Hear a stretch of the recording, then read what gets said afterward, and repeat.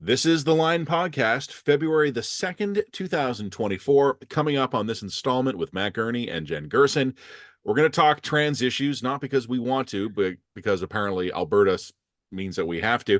We're going to talk the foreign interference inquiry. We don't really have that much to say about it. It's just kind of getting underway, but we have a few points to share.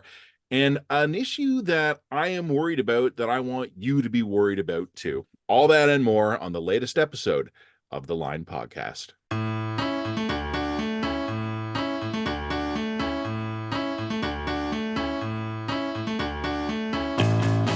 Well, here we are again. Can we just, right off the bat, can I just say Alberta's making us do this?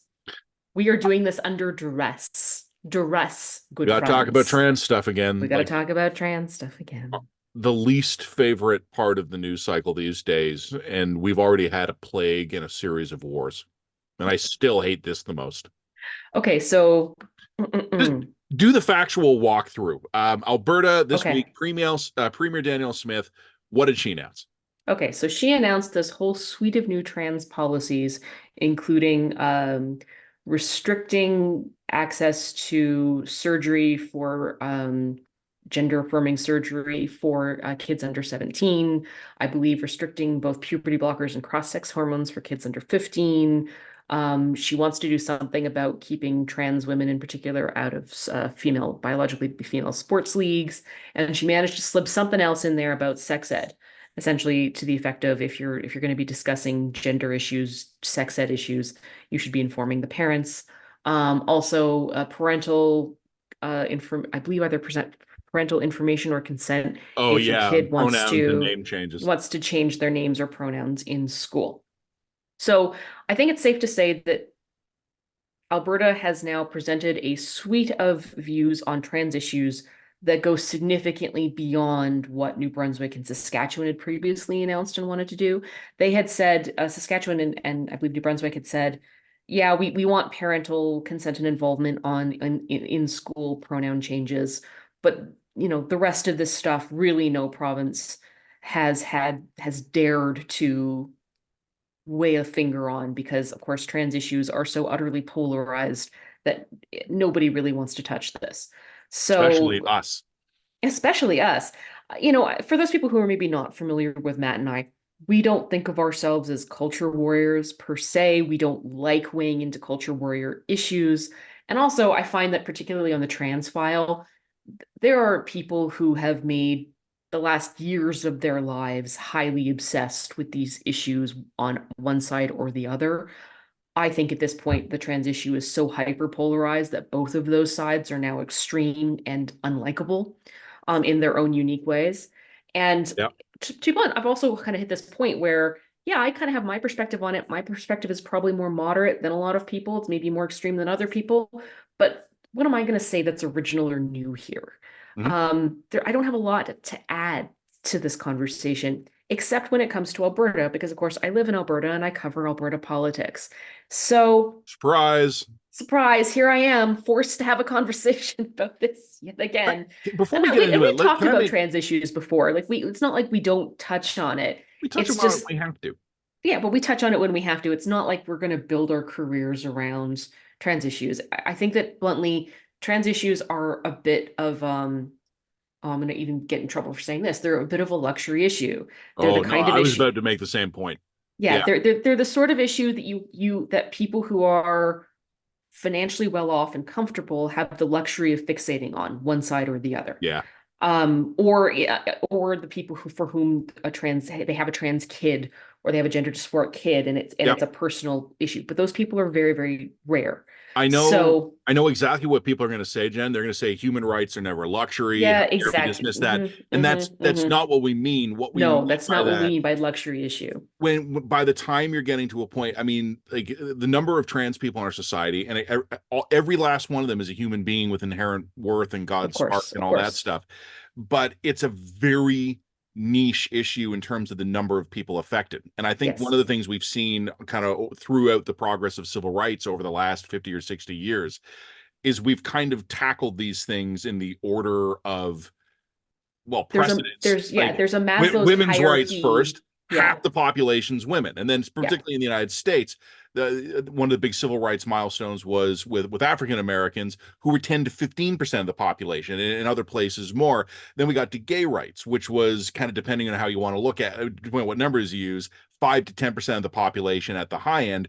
Now we're down to trans rights, which is a fraction of a percent of the population. Yeah. And again, every last one of them is a human being with worth. But what's happening, and I think, is that a lot of the same energy and enthusiasm for the issues that affected 50% of the population is now being hyper compressed onto a Yeah. niche issue that's a very That's small right. percent. And I think that has made the debate somewhat insane. Yes, that's correct. Also, I would say, when I say that luxury item, you're right. No, I'm not saying that human rights are a luxury thing or something that we can discard. That's where people will go with Yeah. it. That's not what I'm saying. I'm Well, we're saying just that, up the ladder here on priority. yeah, but I'm saying at the same time, there's a Maslow's hierarchy of needs Yeah. issue here, and that, societies that are struggling to get their people fed tend not to fixate on trans rights. Mm-hmm. Because you need to eat and be housed and be clothed and comfortable before you can start to move up the chain of priorities and fixations, right? So yeah, I think that the trans issues have become absolutely hyper polarized to the extent that it is very, very difficult for sane, reasonable, moderate people to have sane, reasonable, moderate conversations about this. So to that end, I would say, look, there's two ways that we can have this conversation about Alberta. One is to actually talk about what Smith is proposing, and the other one is to talk about the politics of why she's proposing it. So I'm going to start with what she's proposing, and I'm going to point out that there are some things here where I don't agree with her. I think that she's taken on too much power within the realm of the state. Mm-hmm. Sports is one of these areas, right? Like, why do you need the province to weigh in on what sports leagues will accept in their leagues? Like, you need to make a positivist case for that. And I don't think that she has successfully done so. Um, you and I have talked about sports on your radio show. We can get into it here, but generally speaking, I think that sports leagues should be able to evaluate the safety and evidentiary basis of whether or not trans women should be allowed in their league and be allowed to make that decision for themselves on the level of civic society. I mean, you and I, when we talked about Saskatchewan and New Brunswick, we made the same sort of argument around parental rights and parental disclosure of pronouns. I don't really want the state coming down and mandating top-down priorities for that. I would like Yeah. to have No, faith in Mrs. my Johnson, this is how you will handle your grade 7 class. Yeah. exactly. I actually would like to be in a world where we trust Mrs. Johnson to may have the discretion and the professionalism to be making those decisions, because she's the one on the ground who knows the kids, knows the parents, and can use her own intuition and her own experience and guidance there. Mm-hmm. Like, I don't think that the provincial government or the federal government should necessarily be dictating any of this stuff from the top down. We should have trust and faith in our institutions to be able to handle this in a responsible way. Why is the provincial government dictating when children should receive access to gender affirming surgeries, as opposed to like the Canadian Medical Association? No, I like that the Canadian Medical Association is making this decision, but all of these institutional frameworks only work when you have trust in the institutional frameworks, when you have trust in the sports leagues to be able to make credible, rational decisions, when you have trust in the teachers' unions and the teachers and the school boards to be making evidence-based rational decisions, and when you have trust in the medical associations to be making rational, evidence-based decisions. Right now, the situation is so hyperpolarized and has been so hyperpolarized for years that the actual effect has been a degradation in the trust in those institutional frameworks, so that I, as a parent, I like my teacher, I like my principal, I like all of these people I actually interact with, but do I have trust in the institutional frameworks to be having rational conversations with my kids about gender, about sexuality, about all this? I mean, no, my trust has been broken down. Do I have trust in the medical association to be having evidence-based conversations about when kids should be getting access to puberty blockers? No. No, and the reason why I don't have that trust is because the entire society has become so hyperpolarized on this issue, and the rhetoric has become so elevated on this issue. It's become, you have to get on board with puberty blockers at 8, or you're a transphobic bigot who wants, Wants trans trans kids to kids to kill commit themselves. to kill themselves Yep. en masse. And that kind of rhetoric has actually eroded my faith in the institutional frameworks. Yeah. Because if that's the kind of rhetoric that you're pulling at people who are trying to make the best decisions with the best evidence they have, then you are emotionally loading this conversation to such an extent that I don't think we're having a rational conversation anymore. We're having an emotional conversation. And I can't trust these frameworks in that environment. And then that environment where I can't trust the institutions, what am I left with? I'm left with trusting the politicians. Yeah. I'm left with political backlash, and I'm left with the state to engage in these extremely heavy-handed reactionary tactics. And that's what I think are the political realities that are underlying what Smith has done here. And I'm not saying that as a defense of Smith or that I like what she's done here. I don't.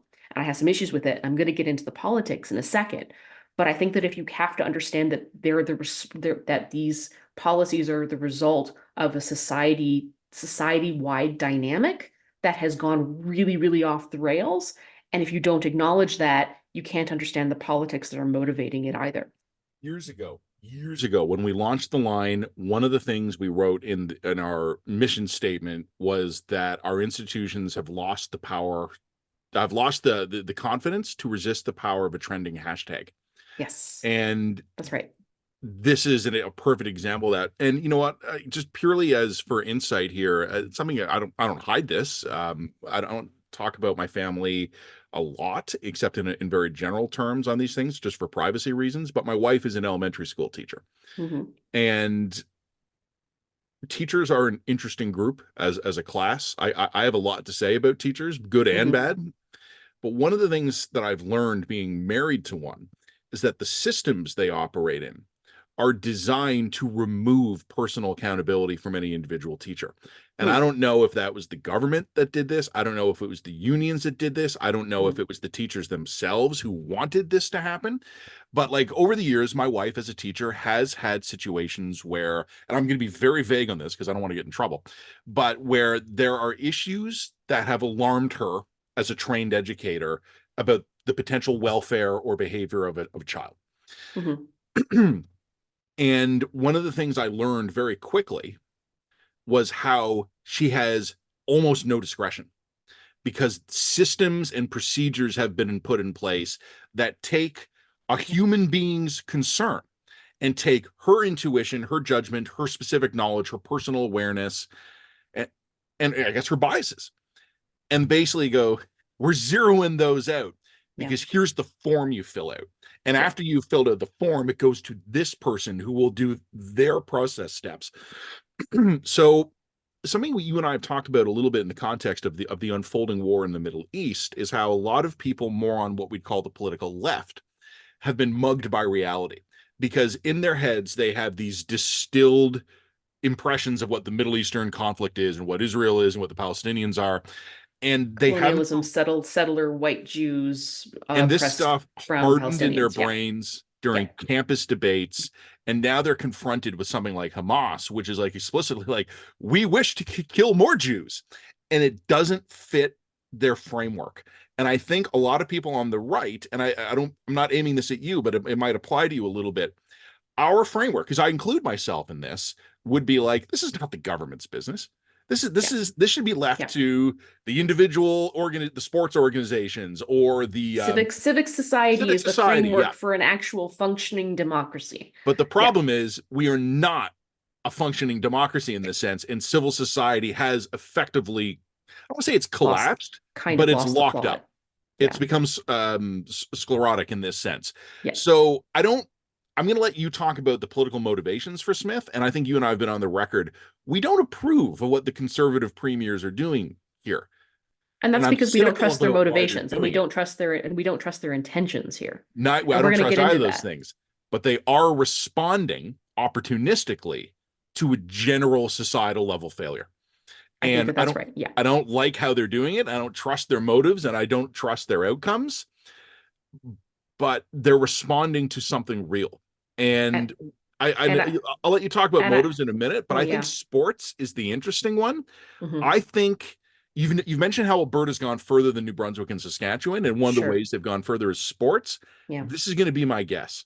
Sports is going to be the one that's probably going to be the most complicated in terms of the nitty-gritty details, Yep. but it's also going to be the one that's going to be the most lopsidedly publicly popular. Oh, I think the surgeries is the one that's going to be lopsidedly popular. And this is I the don't think enough problem. people think about that, but enough people might think I about think some I think 14-year-old biological male laying a rugby hit on a 14-year-old girl I and think who's yeah, 40 pounds I'm lighter. not saying that's wrong, but I think when you think of the idea of letting people under the age of you're going to defend letting people under the age of 17 change their genitals. I think that hits a real hard button, especially for a lot of parents as well. So like, and then you get into the more complicated, nuanced stuff around when should you be prescribing puberty blockers and things like that. I mean, I could get into that conversation. I think it's an interesting one because my own thinking definitely has shifted in recent years as about this. Um, but yeah, it's an interesting conversation that I think where should I go with this? Where should I go with this, Matt? Should I go right into the politics on this? Well, yeah, I mean, I think you've laid out broadly. The one point I would make, and it's kind of a pivot to the politics.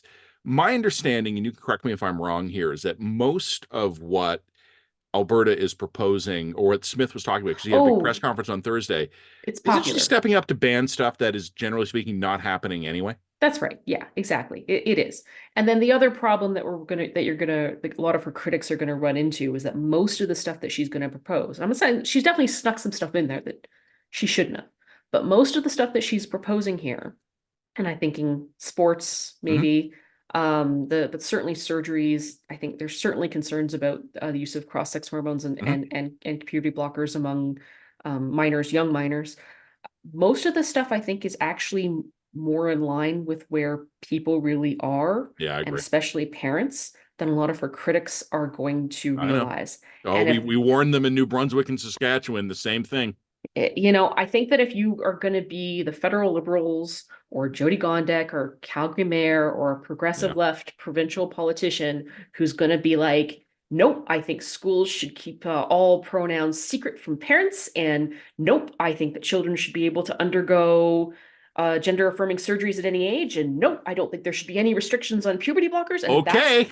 okay, if Yeah. that's the position that you're going to stake out for yourself Uh, because the baddie Danielle Smith is a big evil transphobic bigot, I don't think that's a winning, nuanced, credible position for you to take oh, as but a they'll take progressive it. Yeah, these people got to leftist. get off Twitter and talk to a real human being. Well, but I mean, they're setting themselves up, right? They're setting themselves up for something that is going to get them all the likes on Twitter and none of the votes in the real world because nobody's going to explain to them that they think that they're Yeah. actually crazy when you sound crazy when you say things like that.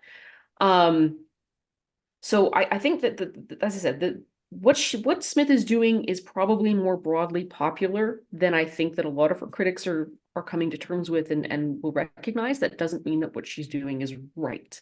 Mhm. And that's where I would transition to the politics of all of this, because the politics to me are as interesting, if not more interesting, than the actual proposals. Um, so firstly, I would point out that Danielle Smith actually isn't a social conservative and never has been. No, She's always libertarian. been libertarian from the Yep. libertarian side of the tent. Oh, and She's decisively also, so. I mean, I'm oh, thousands of kilometers away, and I know that about her.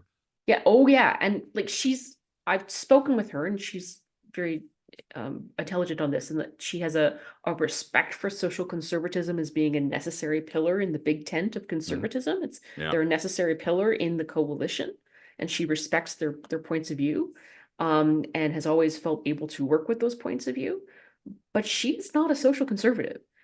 She's always been quite good on gay rights, generally speaking. She's been, same-sex marriage, great, super, you live your life.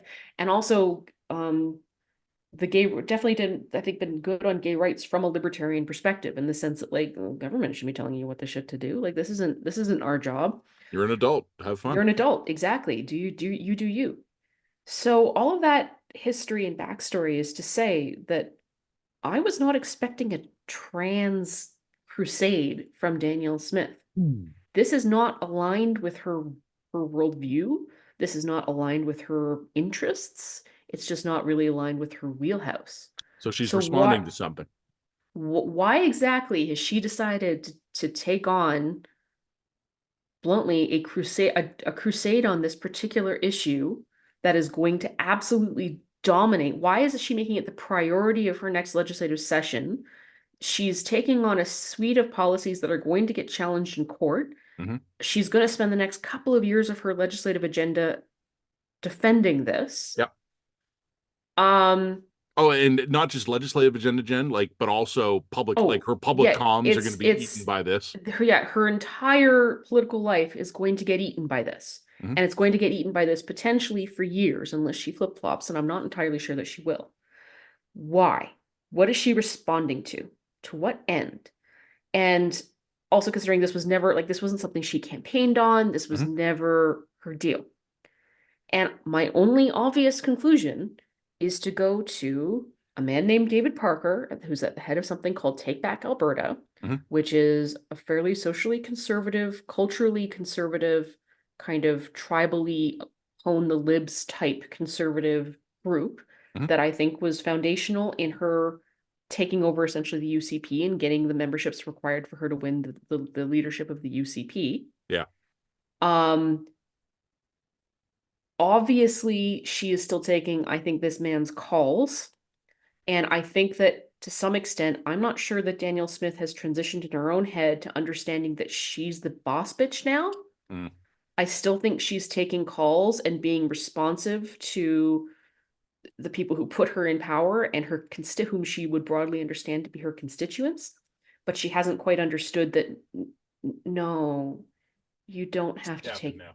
Yeah, you don't actually have to take David Parker's calls anymore. You don't have to do his bidding. Like, you're the premier now. You're the boss now. You get to set the terms on which you have relationships with these stakeholders, even if they are powerful in a narrow kind of way.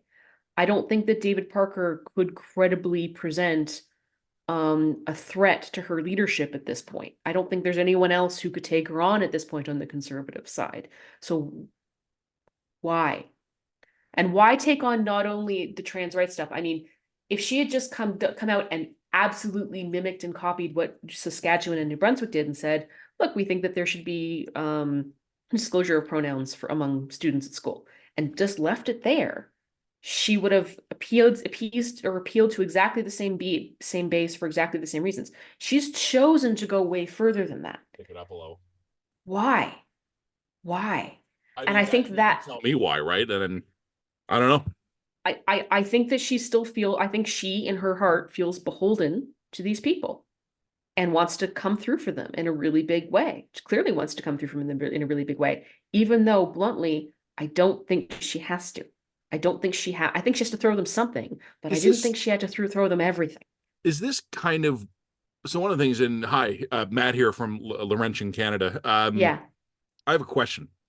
Okay. I have told you often how the self-image Albertans have of themselves is silly and bad. Yeah. Do you think it's somehow in her head that Alberta has to go further than New Brunswick and Saskatchewan because it's Alberta? Maybe that could be part of it. We go bigger in Alberta. Yeah, it's an interesting proposition. The other thing that I would also say, and like, I think it's absolute pointless dynamite for the federal government to step in here. Like, I think that I want to talk about that in a minute. Oh, we're gonna talk to them, and I don't. And this is the reason why I think it's dangerous, is because look, we're in a confederation, and in a confederation, I expect a philosophically and culturally conservative province to take on a philosophically and culturally conservative set of values around contentious issues. I think that's okay. I think it's okay for Alberta to have a different approach to treatment of gender dysphoric youth than Ontario or BC. I think that's okay. Provided it's within the framework of the law and human rights, and those frameworks are appropriately situated and permit difference within a certain degree, right? Like, I think that there's a tension between those two things that can and should be allowed to exist.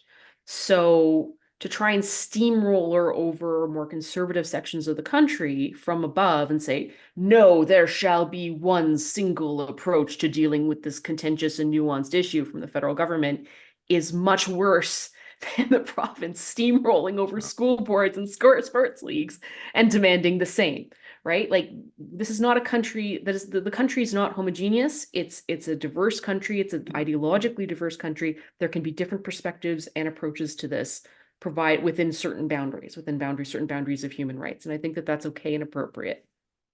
Couple of points I want to make. Okay, go. I've been rambling. This has been No. the Jen Gerson Ramble Show. What do you got? What do you got? So on the federal issue, yes, and I admit this is an issue to the side of it.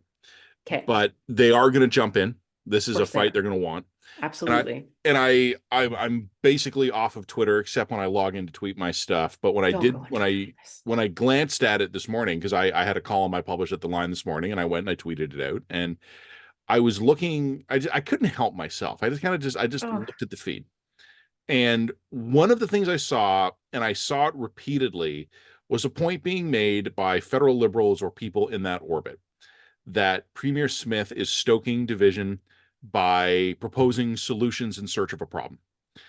And I thought about that, and I fundamentally agree with that.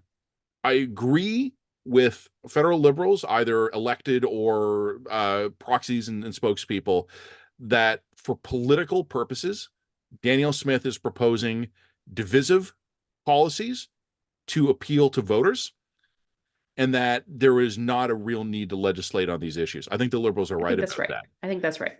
And on behalf of millions of Canadian gun owners, I don't think that there were hundreds of, or even thousands of Albertan dysphoric youths who were like getting testosterone or estrogen like candy at the corner store. I don't think that was something that was actually happening in Alberta. I agree with the federal liberals that Danielle Smith is proposing divisive but popular policy for electoral benefit. And on behalf of several million lawful Canadian gun owners, I invite any federal liberal saying that to go fuck themselves. And I started to think, oh, I'm sorry, federal liberals, is it now bad to propose useless solutions in search of problems for electoral benefit? I'm not obligated to take that bullshit seriously. And obviously, me and my priors, I went to gun control first, but I was thinking about this last night. To any liberal who is outraged that Danielle Smith is proposing unnecessary legislation to address problems that don't exist for political purposes, these are the guys who brought in a luxury tax on yachts and private jets. Yeah, you have no credibility on that file, now do you? I once again invite them to go fuck themselves. And I started thinking about this more.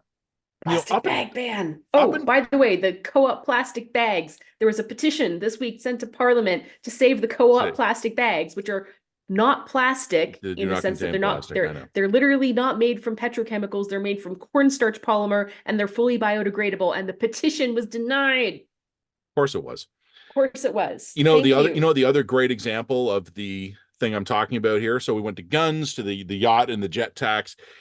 Up until 2021, there actually had been a fair degree of political unanimity on vaccine policy. And on the eve of the federal election, the Liberals dropped the federal vax travel mandate here. A divisive, unnecessary policy announced for political gain. And they were just targeting evil racists, anti-vax racists, and Nazis, Matt. So, you can't really blame them for that, obviously. On the substance of the issue and the criticisms of Danielle Smith, I probably am with the liberals on this, the federal liberals. But for the love of God, go get bent. Because I'm sorry, if we are now to assume that we are in a post proposing stupid bullshit for political reasons era, someone call the PMO and tell them, because they have not gotten that memo. Can we also play 4D chess here? You want to play 4D chess? Is it possible that the provinces are taking on the social issues so that the federal conservatives don't have to, so that the federal conservatives can force the federal liberals to continue to put all of their priorities on these relatively what we call luxury beliefs or tangential culture war issues, while the conservatives continue to go hard on cost of living, housing, bread and butter, conservative sword issues. It's possible. But one of the interesting things, and this was actually one of the other points I was going to make here, having just invited the federal liberals to go fuck themselves, I feel honor bound to now invite the federal conservatives to go fuck themselves. One of the things that's happening in this country, and you and I have talked about this before, and it's not a particularly original insight here, I confess that. People ask the questions like, what's happened to conservatives or what's happened to conservatism? I think conservatives in Canada and broadly across the Western world have become, I don't even want to say more extreme necessarily in their policies, but I think there has been a rightward shift in conservatism broadly across the Western world. But I think the extent of that shift has been exaggerated by something else, which is that the power structures that run the conservative parties and sort of regulate conservatism broadly on an institutional level are now captured by a fringe. And you'd said before that like Smith might feel, what's the name of that dude?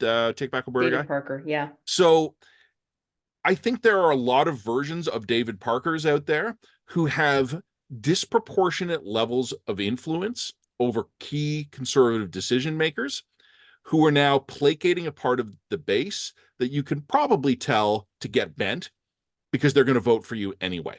Now, I don't know if in the federal level it's going to matter because I think the liberals might collapse into oblivion anyway. So I don't know if the conservatives need to be smart and strategic, but I do think that conservatives generally in Canada right now are overly beholden to a fringe. Not necessarily that they're going to legislate in line with their priorities, although, hey, maybe Smith is, but more in terms of messaging, of tone, of style.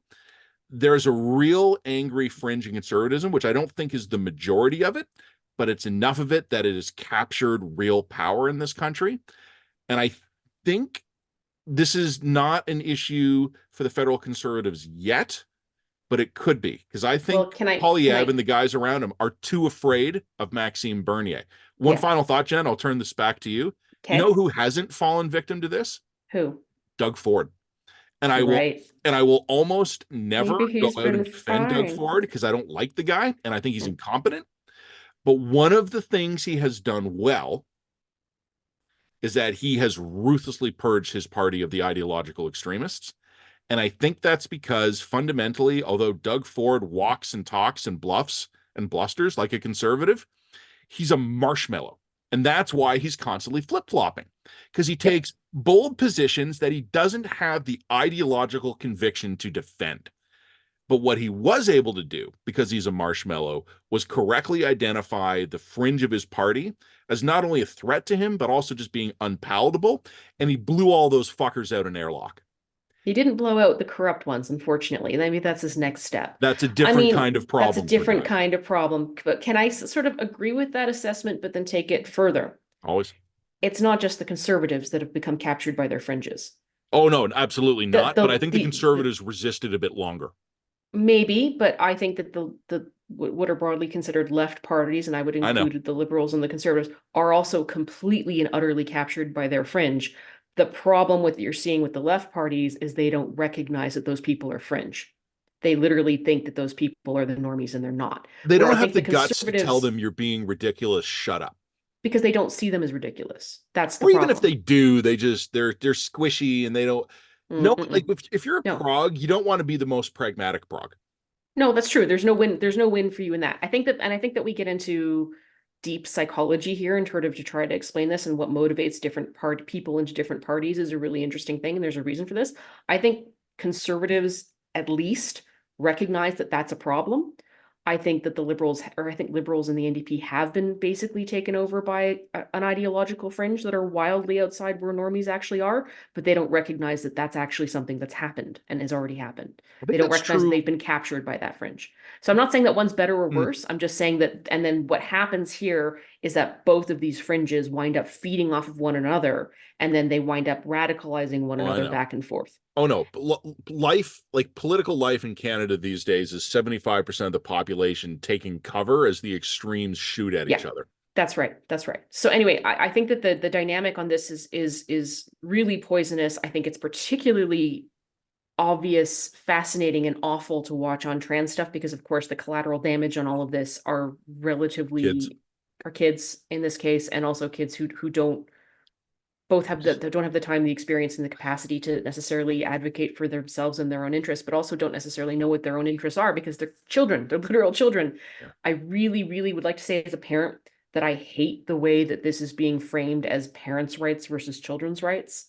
I think that the second we start considering parents and children's rights in opposition, we are heading for an absolute catastrophe that's going to wind up with some very bad results. With the exception of cases of abuse, parents' rights and children's rights are aligned. Yep. My interest as a parent is the best interest of my children. I have legal, moral, ethical, and emotional and spiritual responsibilities to assure the best outcome for my children. Yeah. And you know, we're parents and children are not at loggerheads. They're not in opposition. They're dyads. And if you don't respect that they're dyads, that we're one and the same, we're families, we're connected, and treat them as dyads, as part of a system, an intertwined system of people who need one another, you are going to be using the state, the power of the state, in incredibly dangerous ways that will harm children irrevocably. Yeah, I agree with that. With the exception of cases where there's obvious abuse happening and Or children other kinds of parental failures like other kinds of incapacity and mental illness. incapacity, like mental that, illness, neglect. I'm not saying that there's no role for the state here. There obviously is. Yeah. But if you're not coming at this from a position of treating parents and children as being on the same team, fundamentally, there's something wrong in your head, and you're doing like there's something wrong with you. This is not the right approach. So I would just leave it at that and say, yeah, I hate this. I hate talking about this. It's awful. For what it's worth, like, first of all, like and subscribe. Like and subscribe, and we will. No, I'm with you. If we never this. have to talk about this bullshit again, that's fine by me. I don't The think only it's going to happen. I just have one follow-up to add to something that you said about how all the parties are base captured. Yeah. Or fringe captured. I agree with that, but I agree. But I think the Liberals actually have one specific pathology that might be more important in understanding them, to an extent that neither Conservatives or NDP allow themselves to get away with. I think the Liberal fundamental pathology is that they don't realize they're partisan. Yeah, oh yeah, absolutely. And but this kind of goes back to what I was saying. They don't realize that they're captured because they think that they're just the normals. Beyond it. Yeah, because we're they're the pragmatic centrists who are just looking for solutions. We're not ideological. We're just what Canadians think and feel. Yeah.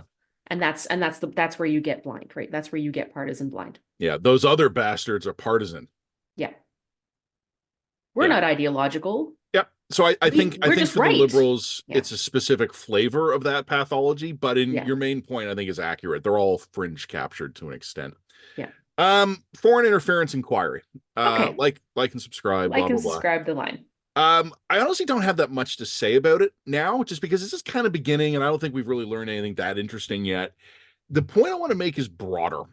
One of the things that's been happening is that there's been a degree of partisan bickering and back and forth, largely liberal to conservative and reversed, about the scope of the inquiry.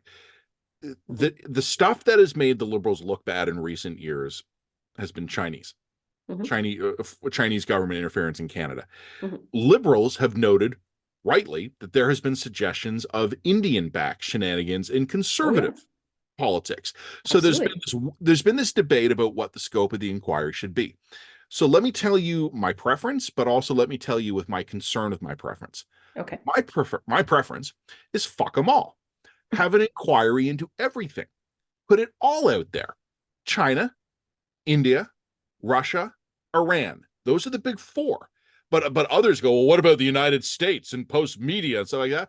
Fuck it. Great. Have an inquiry in the United States then. But my concern is that you can't do all this in one inquiry. So what I'm requesting, and I will be ignored, of course, and probably rightly, I want a dozen goddamn inquiries. I want Justice Rouleau to spend the rest of his life, the rest of every 12 months, doing an inquiry into something else. I want 12 more just like him. I want 144 inquiries over the next 12 years. And the reason I want this is because we live in a country that is allergic to accountability and transparency. Yep. The only way we can find out shit that American City Hall reporters can discover by calling the mayor's office is to invoke the goddamned Emergencies Act. We're in a country now where, like, the RCMP or local police forces don't release the name of murder victims. And Why? Because fuck you. yeah, And then you ask why, and you don't get that answer either. yeah. I don't know if you read this week. Paul Wells had kind of a sad but also hilarious story of trying to get the government. So I'll recap this. I don't know if you read this, but Paul had heard a while ago that a leading British scientist had been hired on a contract basis by the Canadian government to review our COVID response to the pandemic. Mm-hmm. And Paul fired off like an email to the government and say, "Hey, I heard that this guy had been hired. Can you confirm it?" And they wouldn't. And basically, I don't remember how long it had been, but it had been months, maybe a year. The government has finally disclosed because an MP, using their Mm-hmm. privilege, had Yep. asked the question. Yep. They got the answer. But that is just to me a perfect example. And I would encourage everyone go to Paul Wells Substack, subscribe. He's great. You'll love him. But more to the point, it's a perfect microcosm. And you and I have similar stories about this. You want to get the government to give you a small piece of information that, in a moral, ethical, and civic sense, Canadians are entitled to know, that is not commercially sensitive, is not a matter of national security, and doesn't even pose, cynically speaking, a risk to the government of political embarrassment. An It's just example would be, have you hired this dude to chair a panel? it's Government will, literally it's reflexive privacy and secrecy at this point. And bingo, also I would it's even say a reflex. no, and also I would even say national security, the ambit of national security has been radically expanded in order to justify this reflexive secrecy at this point. Like the Canadian government doesn't trust its citizens to actually have information. It sees itself as a fundamentally paternalistic entity whose duty is to tell us citizens what we need to know. It doesn't see itself as a service that is in service to its citizenry. It doesn't think like a democratic agency, it thinks like a technocracy. That's the way this government works at a deep, deep level. And it's very unhealthy. And it's part of the reason why people are so pissed off right now, because they can Really sense sad. that and it makes them incredibly angry. Look, there's two other news stories, but we're starting to run out of time. Edmonton shooter, City Hall shooter, motivated by a hodgepodge of crazy. Um, Yeah. including things like wokeism, Gaza, DEI. I mean, take your pick of the clickbaity type SEO hashtags that we're going to put at the bottom of this video. And like this guy's little manifesto was seemed Yeah, to have I looked included at his it. video statement. To me, and I don't mean to downplay this, Jen, because I know how scary an incident that was, and Mm, I've talked to some of the people who were there, and it sounds awful. mhm. A shooting and firebomb attack at Edmonton City Hall. But in terms of ideological motivation, everything I see about this guy is so scattershot. I can't draw any conclusions about this. And I honestly think, and I don't say this to downplay it, this sounds more mental health than coherent political Yeah. ideology. Well, and this goes back to the conversations that we previously had about terrorism. When does someone get labeled a terrorist versus not a terrorist? And the answer is when you can demonstrate pretty much beyond a reasonable doubt that someone is motivated by a political or religious end. Yeah, and at least I don't only see self go consistent and coherent way. Yeah. in a coherent and consistent way. I don't see evidence of that in this case. I The think evidence you're points the other way to incoherence and confusion. Yeah, the evidence points to incoherence, and we all know that people who are not mentally well will often grab bag from whatever issues of the day, and they'll just sort of like cram it in order to Oh, justify their actions. It's just, this is why sometimes there is a gray zone between mental illness and terrorism. it's I very don't think that rare this to is a gray find zone. I think this looks like mental illness. it's very rare to find a conspiracy theorist who believes one One, no, thing was because a what? conspiracy. Like Yeah, he 100% thinks like Oswald killed Kennedy, that Roswell was a weather balloon, that the 9/11 towers were brought down by Al Qaeda terrorists who had hijacked planes, but the vaccine is microchips. Like, no, no, no. You find people who kind of are coherent across the spectrum.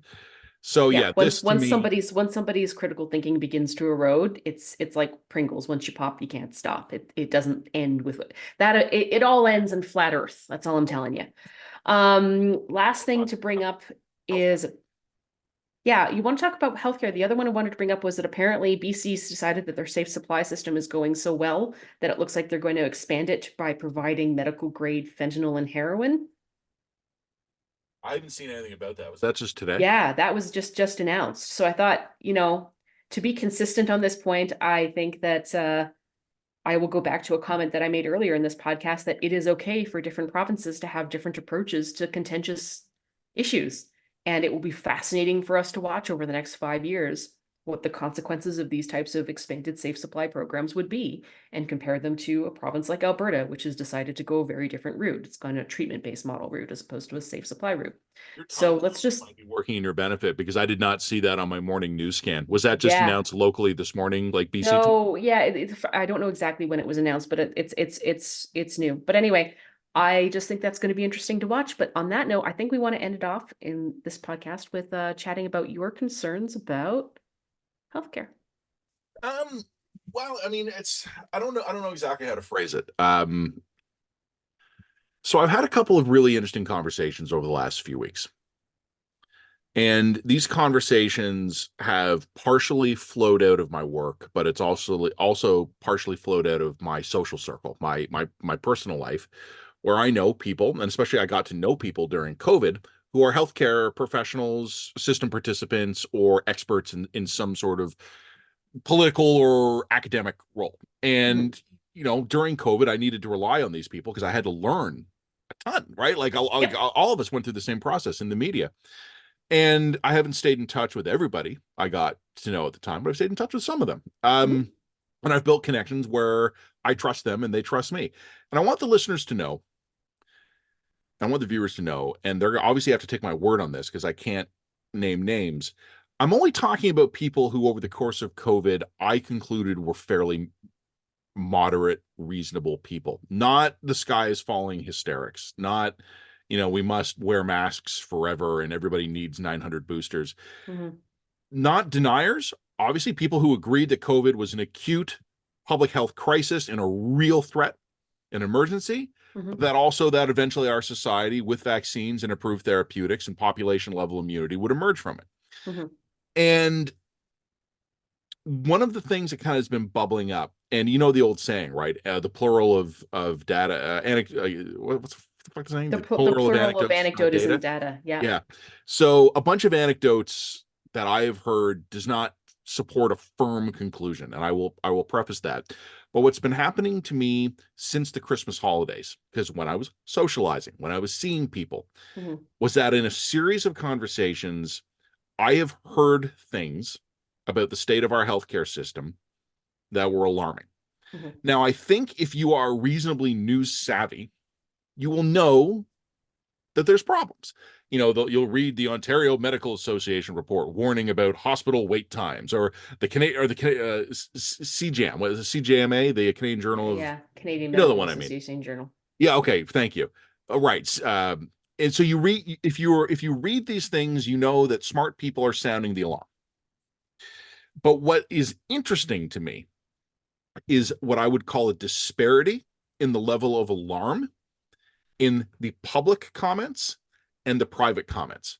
Mhm. And I think everybody's like this to an extent, but I think this is particularly the case in Canada. If you were to ask me how things were going privately in any hypothetical situation, I'd be like, oh, Jen, it's fucked. It's the worst it's ever been. It's been terrible. But you put a microphone on my lapel and put a camera on me, ask me how things are going, and I'll be like, well, there's challenges. Like, Yeah. Yeah. Canadians have a habit of drifting to understatement in Yeah. public comments. Yeah. And that's just something I've learned over my career. And I'm Also probably, conflict avoidance, yeah, also priority setting and decision making. Yes. we have Also issues. disappointing people. There Yeah. are challenges, Jen. There are some challenges in Canada. So, what I've been doing in recent weeks is reaching out and talking with some trusted medical experts on the Yeah. medical system, healthcare system experts. And what I have been hearing is horrifying. And they're blunt with me off the record. They're reluctant to speak on the record. Yeah. And this is putting me in an awkward situation where I told my editors at TVO a few weeks ago that I was going to go out as put together some articles on the state of the healthcare system. Hmm. No one wants to go on the record and tell me what they really think Right. because they're way more comfortable telling me off the record what they're worried about. So it's proving difficult for me to get someone to go on the record and tell me that they are as alarmed as they will tell me off the record. Go back to But our conversation in Canada about our allergy to transparency and openness. It's actually deep-seated cultural problem. it is. Yeah. What I'm starting to realize, and this is largely Ontario specific, but I doubt it's unique to here because most of my contacts, because healthcare is provincial, Hmm. most of my contacts over COVID were within Ontario. Hmm. But I'm gonna guess that this applies broadly. The picture that's being painted for me, and I have to be a bit vague here, is of a system that, in fact, instead of recovering after COVID, has been deteriorating steadily since Right. COVID, Yep. largely due to human resource issues, burnout that has never been addressed. Hmm. And that we're getting to the point where, the way these things graph out, a slow decline suddenly becomes a rapid decline. Yep. More, and again, I can't name names, but more than one a knowledgeable and well-placed individual has told me that we are looking at something akin to a functional collapse of the healthcare system. And that doesn't mean that you won't get care on any given day. It means that you won't know when you show up at the hospital if you'll get care. Well, it also means that essentially we're going to wind up triaging, effectively triaging. One of the interesting stats that I can't prove yet is that one of the things that have been suggested to me is that as discrete parts of the system crack under pressure, Hmm. the others will crack much faster. Domino Hmm. effect, right? Because you Yeah. lose Yeah. one pillar, all of a sudden the rest are holding up more of the weight, and then another Yeah. pillar will go. And So it that we will and it'll start to show up in like things like people are dying of cancer 2 or 3 years earlier than they would have 10 years ago. You know what I more, mean? Even though the treatments have improved. and we're already seeing people Yeah. dying in emergency rooms. Yeah. And obviously, look, some percentage of patients who arrive in an emergency room are never going to survive because their Of illness or course. injury is too acute. That's right. Getting more and more stories of people dying in emergency rooms without having been seen by a doctor.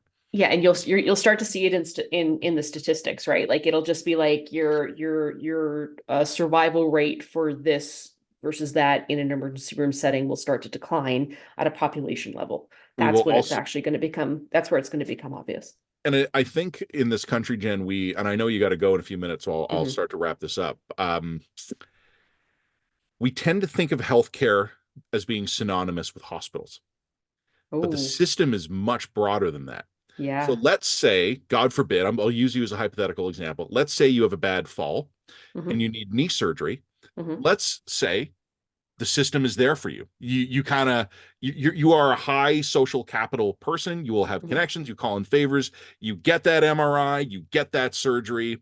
You do your in hospital, your inpatient rehab, and you come home, and you call the local home care, whatever you'd call that in Alberta. You're like, hey, look, I just had knee surgery. I got young kids. I need someone to help me. I can't shower myself. Like I can't get up and down the stairs for a couple of weeks.